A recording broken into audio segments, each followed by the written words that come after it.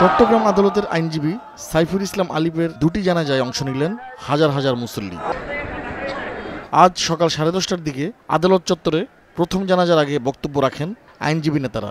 সাইফুল হত্যাকাণ্ডে জড়িতদের গ্রেপ্তার করে আইনের আওতায় আনার দাবি উঠেছে এই কর্মসূচিতে। ওয়ালটনের পণ্য কিনে জিতে নিতে পারেন নগদ 20 লক্ষ টাকা। Double million offer, Walton fridge কিনে পেতে পারেন 20 লক্ষ টাকা। রয়েছে কোটি কোটি টাকার নিশ্চিত উপহার।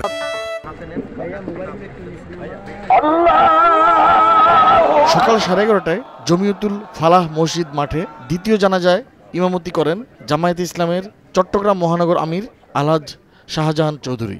জানাজায় অংশ নিয়েছেন ভূমি মন্ত্রণালয়ের উপদেষ্টা এএফ হাসান আরিফ, চট্টগ্রাম সিটি কর্পোরেশনের মেয়র ডাক্তার শাহাদাত হোসেন, বৈষম্য বিরোধী ছাত্র আন্দোলনের আহ্বায়ক হাসনাত আবদুল্লাহ, জুলাই শহীদ স্মৃতি ফাউন্ডেশনের সাধারণ সম্পাদক সার্জিস আলম। জানাজায় আরও ছিলেন আইনজীবী, রাজনীতিবিদ সহ বিভিন্ন শ্রেণী পেশার মানুষ। দ্বিতীয় জানাজা শেষে মুসল্লিরা বিক্ষোভ মিছিল বের করে আইনজীবী আলিফ হত্যার ঘটনায় ইসকনকে নিষিদ্ধের দাবি জানান। গতকাল 26 নভেম্বর চট্টগ্রাম আদালত এলাকায় আইন শৃঙ্খলা বাহিনীর সঙ্গে সংঘর্ষে জড়িয়ে পড়েন ইসকন নেতা চিন্ময় কৃষ্ণ দাস ব্রহ্মচারীর অনুসারীরা। এক পর্যায়ে আদালত পাড়া থেকে আইনজীবী সাইফুল ইসলামকে তুলে নিয়ে কুপিয়ে হত্যা করা হয়। আইনজীবীরা এই হত্যাকাণ্ডের জন্য ইসকন সমর্থকদের দায়ী করেছেন।